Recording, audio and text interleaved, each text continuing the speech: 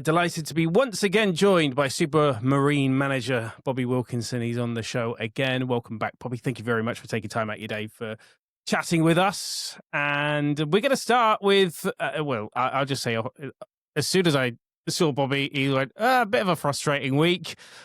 Hall Athletic, a 3-2 defeat there, but 4G pitch, which you're not. I mean, you train on a 4G pitch. That should be noted in the dome because you use the dome, but you're used to playing on grass. Before we talk about the performance, educate the non-footballing people. What is the difference between grass and 4G?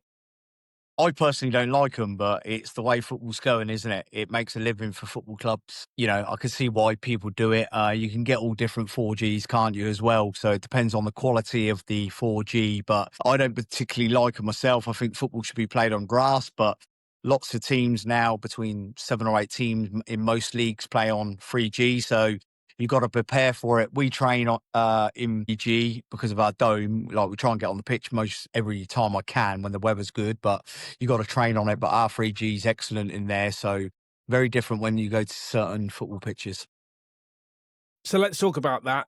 Was that a factor then in the result of the 3-2 defeat? I see a lot of the supporters once again reaffirming their belief that it's going to take time. Let's be patient. And it's very common at this level for teams to change squads all the time. What do you put it down to? Defensive, just lapses in defensive judgment and the 4G pitch, or what do you put it down to, that result? Nothing to do with the 4G pitch. They deserved it in the end. We played some fantastic football on the day, but we let ourselves down as a collective, as a group, with individual mistakes again. And that does come back to that age gap. These players now need to understand, if you want to deliver in an unbelievable season, you've got to win your own individual battles, and you can't make individual mistakes. And that's why I said to you at the start of this conversation, never be too high, never be too low, because up until last Thursday, we were absolutely flying, weren't we? And then we've had a bad weekend. It hasn't changed our course of where we're looking to go or what we're looking to do, but the frustration thing from myself is you work extremely hard that week, and the players work extremely hard, and then an individual mistake, and no one means to do that, but we've done too many in certain areas of the pitch this year, and I'm afraid to say, even at this level, you get punished. And that is my only, my little bit of frustration with this caliber of group at the moment, which is our fantastic footballers, that we need to just cut out them little individual mistakes. But they're learning. We understand this is going to happen. But if you can't win it, certainly don't lose it. And we certainly shouldn't have lost on Saturday, but we did. And I have to say that comes back to a little bit of experience and managing the game. I know you're working with a lot of young players and a lot of new players into the club. Is it just a matter of kind of going to you and your coaching team, just kind of working out, watching those games back, or taking notes as the game's being played in front of you, and like looking at individuals and going, okay, this needs a bit of work with that one's, and then you talk to a coach and go, okay, if we can get him to do this in training. Is it about what those technical elements that you're just watching out for in these kind of performances, where those momentary lapses of judgment or mistakes are made? Yeah, what you have to do is you've got to analyse every situation, and you have to analyse what we can do to make them better. When we turn up and everyone plays to their ability, and they play to the level that they've trained to and their standards for the whole week, we've rarely lost the game of football. But when we drop our standards on the football pitch and we switch off, and you're playing against more experience, that's the bit that the lads have to adapt to a little bit. Yeah, we enjoy getting them on the training pitch, and we enjoy analysing them individual. Even at times Saturday, I said this to some of my players, even on Monday, we get frustrated ourselves because we see the standards we set and they set. And then when you're flying like we were, and you lose to a very good side, but you shouldn't be losing to, even on 4G, that's the bit which gets a little bit frustrating for us. But we'll get back to the training pitch tonight. We've done some analyst work for them, especially individuals. Like, I was speaking to certain players Saturday night at 11:30 at night because I was a little bit frustrated myself. But then I have to come back down to reality Sunday morning and go, I knew this was going to happen with this group. And I'll be brutally honest with you, what anyone thinks about us, we that doesn't bother us at all. We are on a project here. We love what we're doing, and we are very fortunate to be working with fantastic young talent that is a different role for all of us right now. Don't get me wrong, I missed working with senior players, but this is where we are right now, working with this caliber of player, and these are a different challenge, different way to manage, and that's been really enjoyable at times as well. I think if anyone needs a lesson on how frustrating it can be to be a manager or a coach, go watch last season of Dorking Uncovered on Bunch of Amateurs, where they lost the National League South playoffs. It's a perfect insight for any managerial situation because no one really understands. It's a very lonely world being a football manager. Let's talk about Monday's game then. The 1-1 draw in the Wiltshire Premier Shield against Bradford Town. No one likes a penalty shootout, especially when you're on the not so fortunate end of that kind of lottery. We'll talk about injuries in a moment, but give us your thoughts on that game. One of the worst games of football I've been part of. Didn't enjoy it. Can't come on here and praise my team week in, week out, and always talk about what we're looking to improve on and what we're looking to do.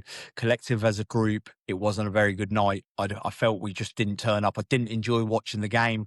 I didn't enjoy doing some of the things we were doing. I thought we showed them a little bit of lack of respect because they were step 5. Individual players got told about it, because these are the games that we wanted to give players that needed minutes. So we did that. Don't get me wrong, we are inundated with injuries at the moment, but this is the first time I've mentioned that. I don't ever talk about injuries. I don't believe in that side of it. If you get injured, there's a player good enough to come in, but we are inundated with injuries at the moment. But Monday night, I told them to go and write down your thoughts, put it in a box, lock it, throw it in the sea, never open it again. Because for me personally, I felt we let the club down that night in collective as a group, that I felt we should be winning that game. We're 1-0 up, should have gone 2-3-0 up. And then everyone just took the foot off the pedal, and I felt we let ourselves down that evening. Was it a case then, as you say, take the foot off the pedal, downing tools, going 1-0 up, they're step 5, was it a bit of overconfidence from the players that were on the pitch?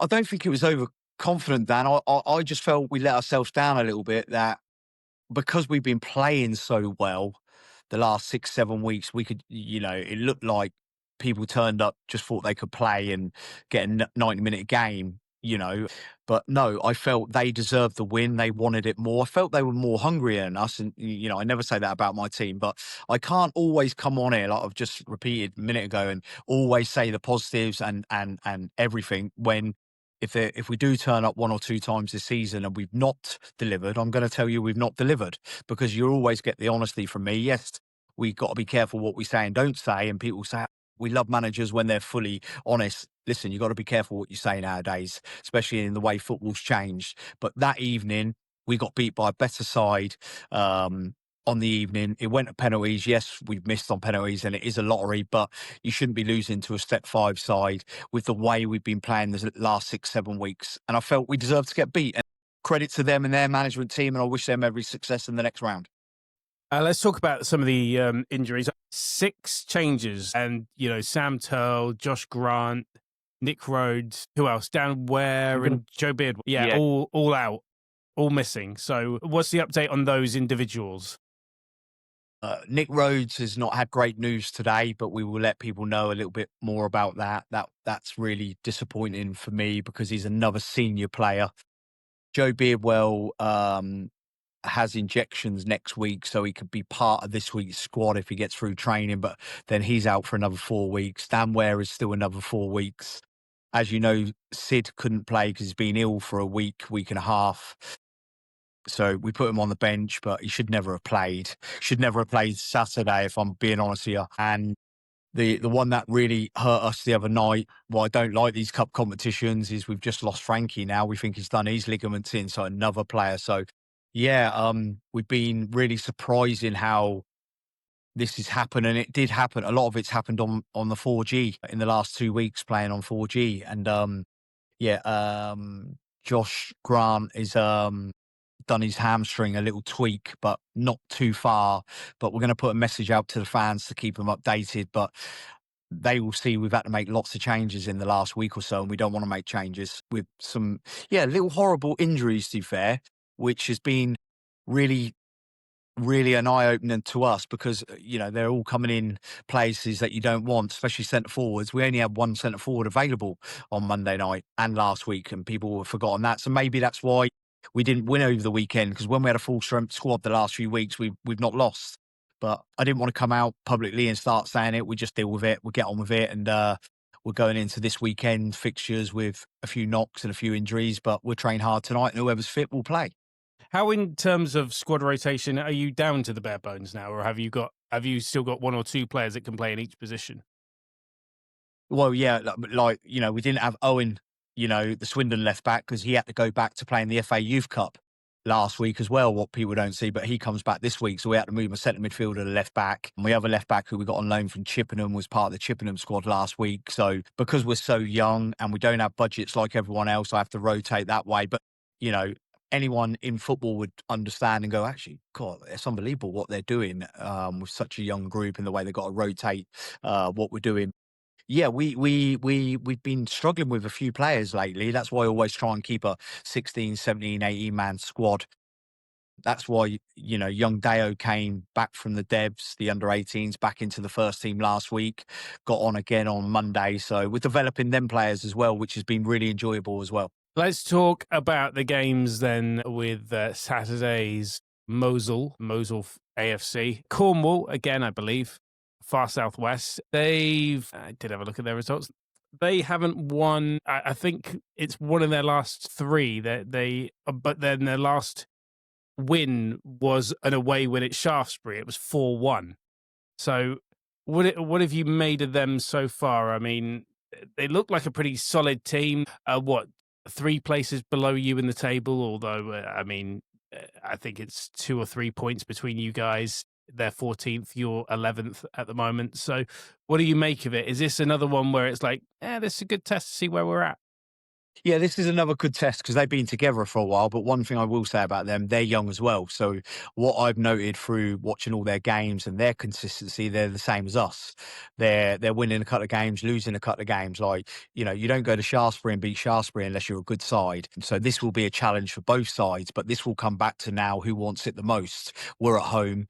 We want to be winning this game. We want to get back to winning ways with 6 points up for grabs this weekend. But I think it's coming.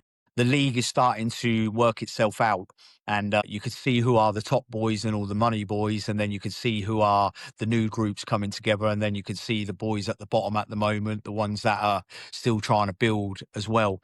We're in a very good little place at the moment. Remember, this time last week we were 8th, so we've only dropped a couple with still a game in hand on 1 or 2. So there's lots of points for grabs. You never win at the start, but you can certainly lose it, can't you?